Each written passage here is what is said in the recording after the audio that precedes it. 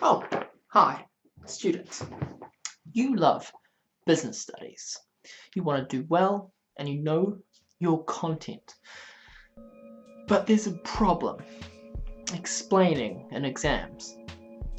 If you've seen my other video, you'll know a little bit about how that works and fully explaining and justifying.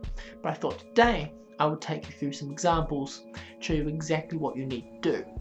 So let's start off with what explaining actually is. The definition given by TKI is, students give reasons for the statement and/or description.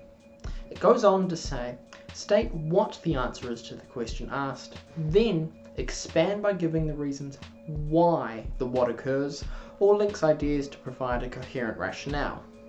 Now that's a little bit complicated, but basically what it's saying is this. First, give your answer. Answer whatever the question asks you to do. Then you're going to do one of two things. You're either going to tell the marker why that's the answer, or you're going to give them some extra understanding, possibly an example to go through with it. So let's take a look at a few examples to give you an idea of what this actually looks like in practice. Let's say we were asked to answer this question. Explain one advantage of a functional organizational structure. First thing we need to do is state the answer to the question. So the answer that I'm going to give is a functional organizational structure allows specialists to concentrate on their particular area of work. There I've stated the answer, I've said what an advantage of it is, but I haven't actually told the marker why. So I'm going to add a little bit more to that answer to actually explain it. So in order to do that, I'll say something along the lines of, if specialists can concentrate on their area, it means they'll be doing it more often and they will get better at it. This allows them to be more productive in their working environment and lower business costs. Now, not necessarily all of that is a explained answer, because some of it kind of goes into the fully explained area, but as long as you've said something along the lines of, because they're doing their job more often, it makes them more productive, you're explaining your answer. Here's another example of a question you might be asked. Explain the importance of policies and procedures in a large organization. So again, I've got to start by stating or giving what my answer is. Policies and procedures are important because they allow for better decision making in a business. Simple enough. But now I've got to say why they let a business make better decisions. Well, I could say something along the lines of, this is important for a large business, as having policies and procedures will ensure that staff have guidelines as to what they can do and what they can't do in the workplace.